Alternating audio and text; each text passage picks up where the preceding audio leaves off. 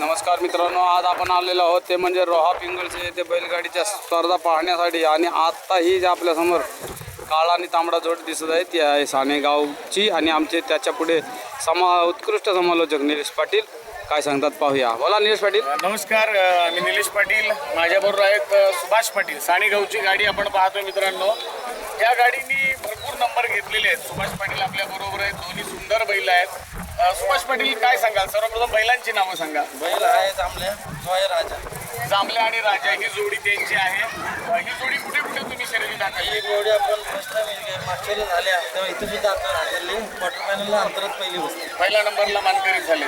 तर आपण 7-8 15 नेली तिथं अंतरात दुसऱ्या गटात पहिली बसली. माझे मित्र कॅमेरामॅन संतोष पाटील आहेत. संतोष पाटील, खरोखर प्रेक्षकांना सांगायला आवडेल, बैलं छोटी आहेत परंतु जी मानाची शर्यत असते नागाव साताड बंदर, खरं तर नागाव साताड बंदर म्हणजे पर्यटक स्थळ आहे आणि बैलगाडीची जंगी शर्यत ही नागाव बंदरात होत असते.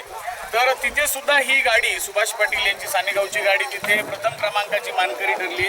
अभिनंदन. आज कोणत्या गटात गाडी आहे? आज आपली 6व्या गटात आहे. बैलगाडी गट क्रमांक 6 मध्ये गाडी असणार आहे. तर फार सुंदर देखणी बैल आहेत, गावठी बैल आहेत. आणि जांभल्या आणि काय नाव? जांभल्या आणि राजा ही जोडी साताड बंदरात सुद्धा मानकरी ठरली. याच बंदरात सुरुवातीला शर्यत झाली होती. संतोष माझा मित्र कॅमेरामॅन होता, मी समालोचक होतो. आणि अर्थात त्या बंदरात सुद्धा आपली गाडी पहिली बसली होती. अजून कुठे हाकलली होती ती गाडी? आंबेरला हाकलली. क्वार्टर फायनलला तिसरी बसली. क्वार्टर फायनलला तिसरी बसली. कंटिन्यू सगळीकडे विनर आहे.